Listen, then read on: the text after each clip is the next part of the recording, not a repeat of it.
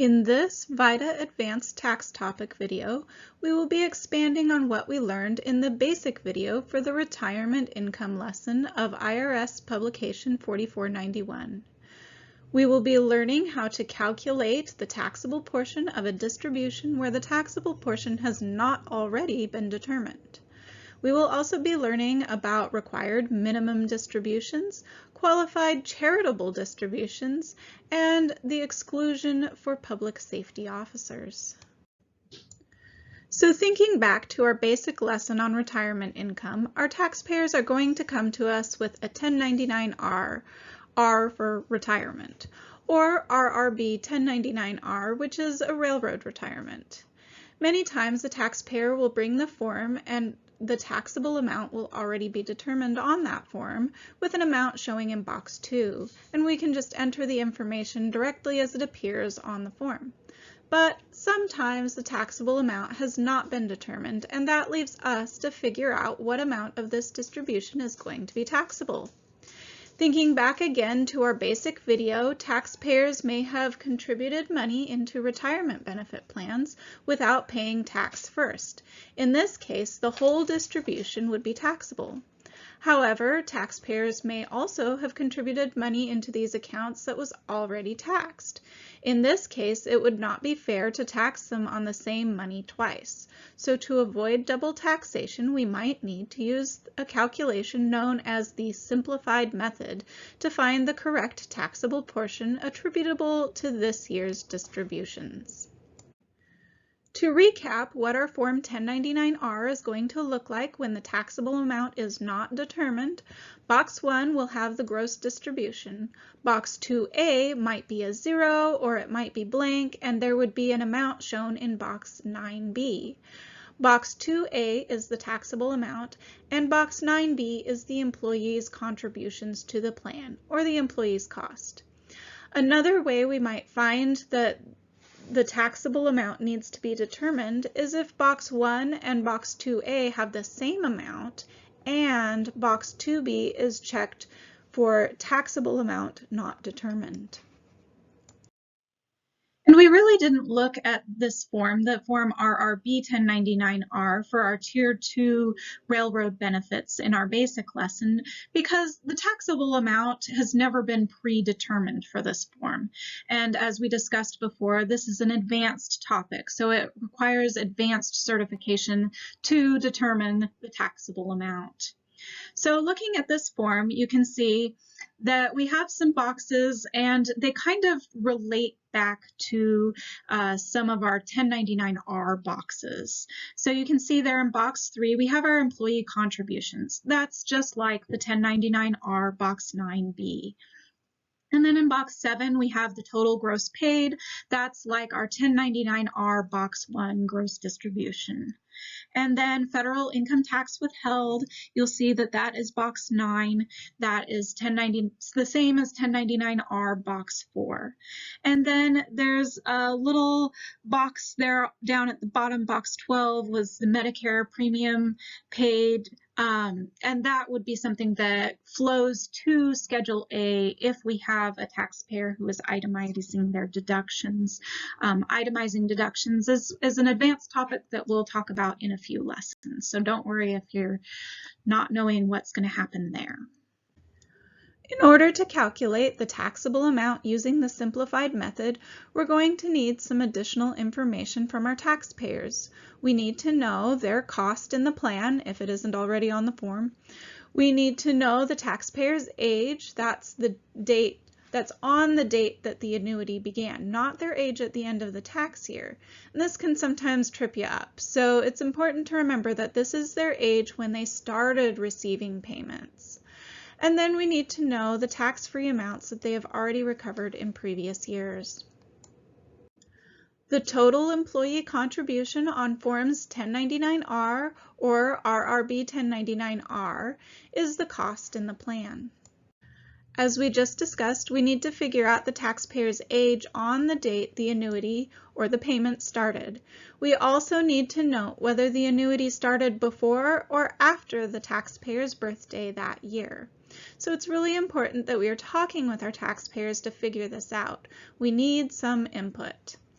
And then there are what are called joint and survivor annuities, which are types of plans where if the owner of the plan passes away, the spouse continues to receive payments. If we are looking at that type of plan, we will add the spouse's ages. Now remember, that's their ages when they first started receiving payments. And then we need to know the previously recovered tax-free amount. With the simplified method, a portion of the taxpayer's cost will be allocated to the distribution as a non-taxable part of that distribution. Whatever amount of cost that is left will be allocated to future distributions in future years. So we need to know what they have already recovered as a tax-free amount. This is available from the taxpayer's previous year return in a worksheet, which we'll look at in a couple of slides.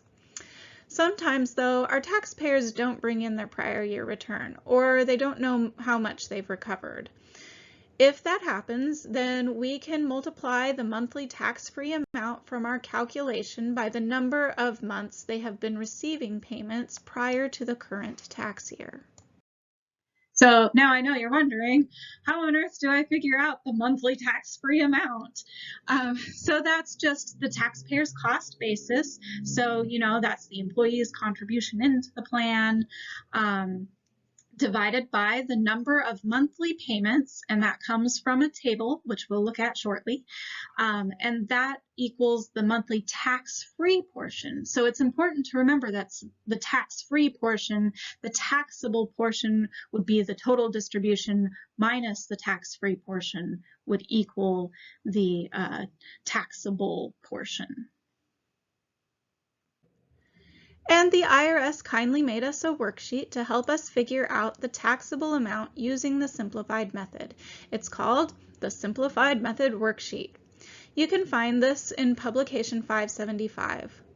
Also, if we are inputting information correctly into TaxSlayer, the software will automatically generate this worksheet for us, so we don't necessarily need to look up the worksheet unless we need to determine what amounts were previously recovered.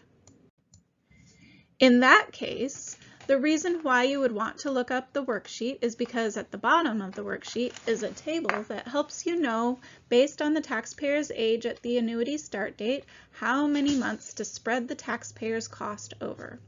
Remember, our calculation is the total employee's contribution, that's box 9B of 1099-R, divided by the number of months, which is the number these tables give us.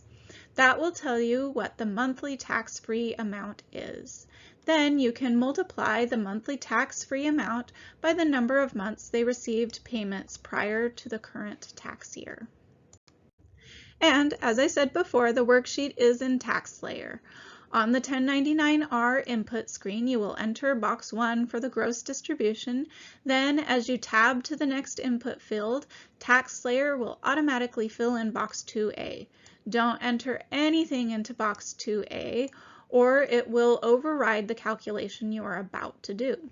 Instead, just under is a question. Do you need to calculate your taxable amount?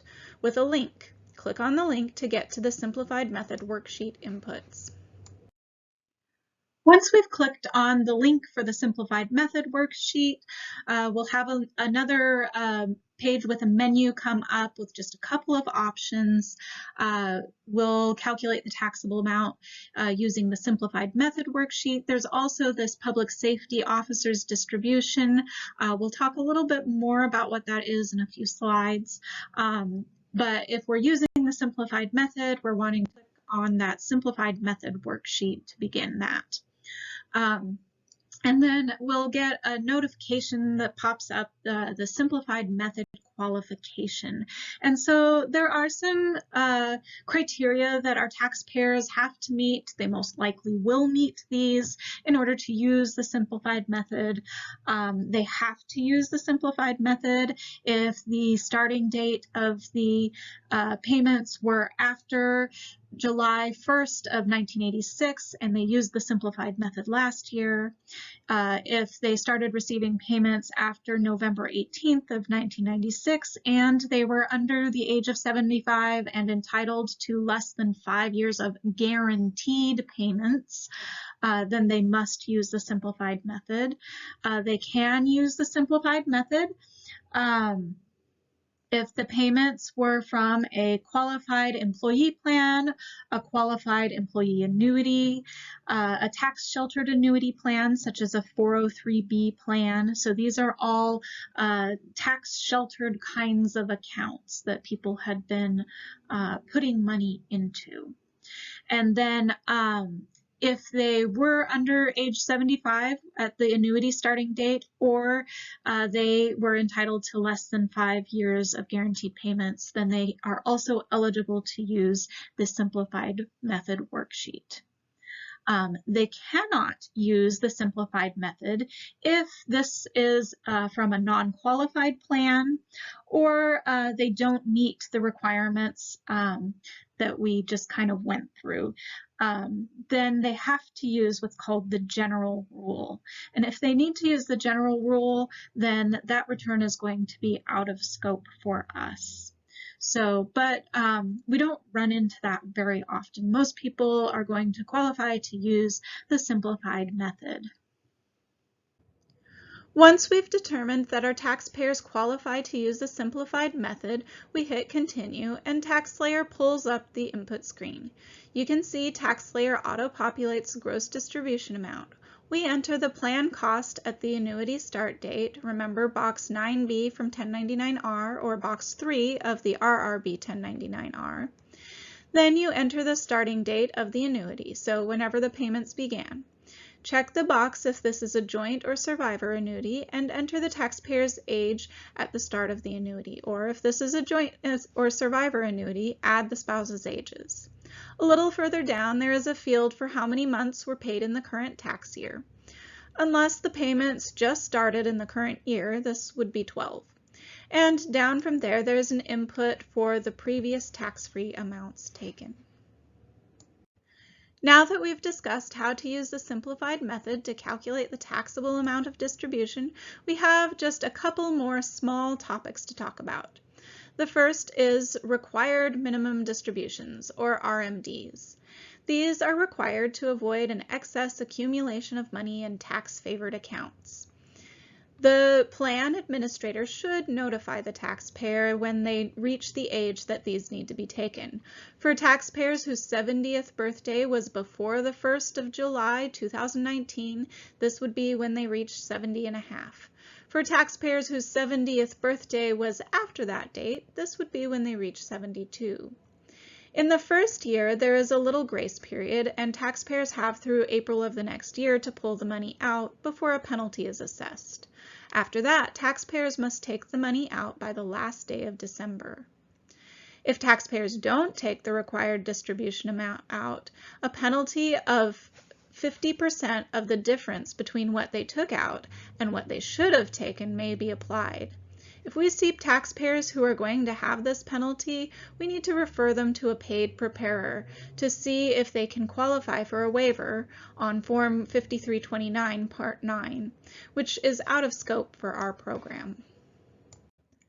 Qualified charitable distributions, or QCDs, are non-taxable distributions that are made directly by the trustee, or the organization that holds the account, to an organization that is eligible to receive tax-deductible contributions, like a 501c3 charitable institution. The taxpayer needs to be at least 70 and a half to do this. And importantly, it counts towards the taxpayer's required minimum distribution. QCDs can also be excluded from income. There are instructions on how to do this in IRS Publication 4012, so if you have a taxpayer with this situation, you will want to look up how to enter it. Lastly, the excludable amount will be reduced if the taxpayer is taking any deductions for IRA contributions. And finally, we have the exclusion from income for public safety officers. Officers include a law enforcement officer, a firefighter, a chaplain, or a member of a rescue squad or an ambulance crew. And these taxpayers they can elect to exclude from their income up to $3,000 of distributions made directly from a government retirement plan to an insurance provider.